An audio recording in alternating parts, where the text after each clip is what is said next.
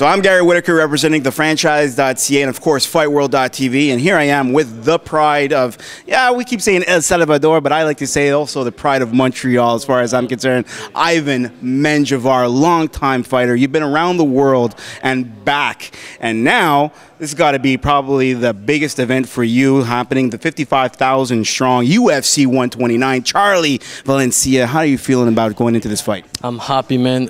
I think we're going to write the story in Toronto. Maybe everybody here in America will write the story with the UFC, that many people, and should be the best fight of the year.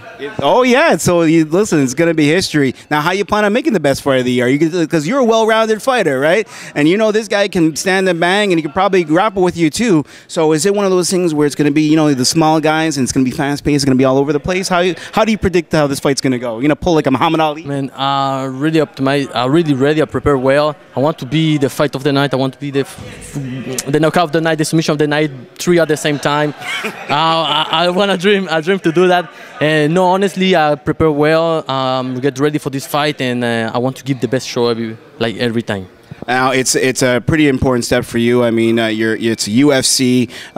You know, you're going at 55,000 strong again. We talked about that. What is it like though for in the UFC and the nerves? I mean, how does that compare? Fighting around the world, fighting for a bunch of different organizations, and now going your way and making it to the UFC. Specifically on that, how does that feel for you? Man, I feel like winning an Oscar.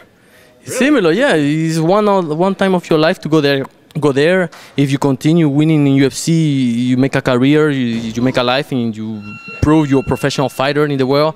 So I feel really optimistic. I want to go there, and I feel really happy to go UFC again. Yeah. Now, you know, this is an important win, obviously, because the UFC, with all the different acquisitions, it's like win and you stay, you know, lose and you're out. What kind of, and maybe with the Zuffa and Strike Force acquisition, there might be something there, but in terms of being one of the smaller weight fighters, how do you feel? Does that put that extra burden of pressure, knowing how Dana White likes to play things and knowing how severe losses are for them in the UFC?